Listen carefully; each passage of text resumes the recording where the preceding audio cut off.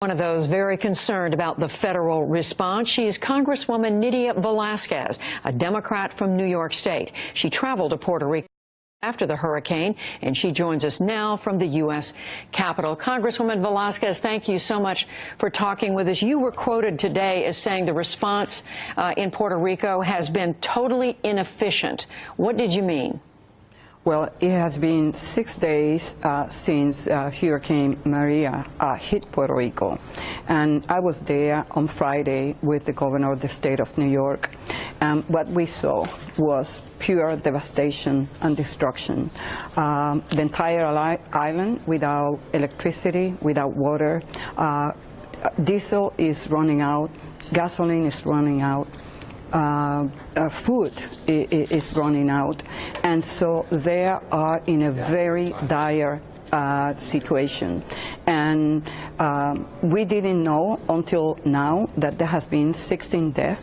Up to this weekend, there were up to 10, and there is no way for the government, the local government, to reach remote areas. So we don't know the type of devastation that has taken place in those areas because there's no communication, there is no transportation. People can't just drive through those roads to reach those devastated areas. So the kind of response that has taken place from the federal government is people, the FEMA employees are there, but what I found is that we haven't been able to understand the severity of the situation right now.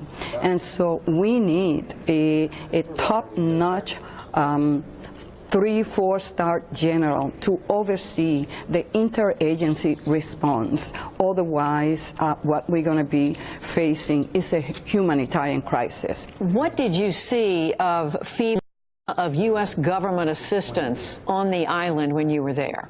Well, the system, well, basically they were assessing the area, they were assessing the devastation, but they didn't have enough people to go to remote areas in Puerto Rico. And they were, yes, distributing some of the water, but the situation is such that it requires the full presence of the military. One of the most basic needs that people, the island have right now is the restoration of the power grid.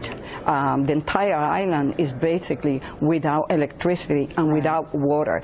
The hospitals do not have electricity. So we have to bring the Army with all the tools and all the equipment that it requires to be able to restore electricity in Puerto Rico and to be able to distribute water. People are going to some of the streams to get the water that they need. So the situation is really very critical. I was just going to say, what we just heard from FEMA's deputy administrator is that they now have more than 8,000 FEMA people on the ground. He said it took them longer because of the distance of, he said, 1,000 miles from the mainland U.S., but he said we now have people there. We know the crisis. We are taking it very seriously. He said we're aware of the hospital crisis, the fuel crisis. So is it your sense that in the days since you left that the federal government is now taking this more seriously? Well, I think so because of the media coverage.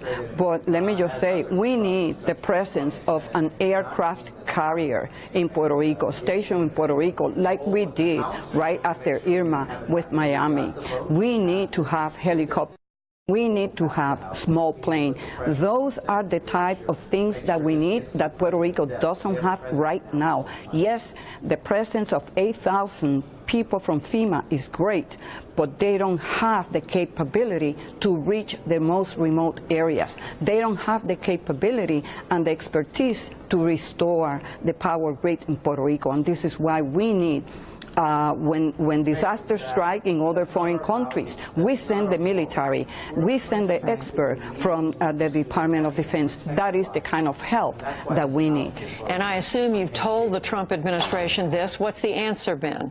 Well, I'm sending a letter. I requested for the matching fund requirement to be waived, and the President announced today that that is going to happen for 180 days. I'm asking for a whole year, and today I am sending a letter with 105 colleagues of mine, Democrats, asking the President to appoint a senior military official to oversee the whole operation in Puerto Rico. We have been asking for an exemption, a waiver for the Jones Act, so that we could get help from other foreign countries.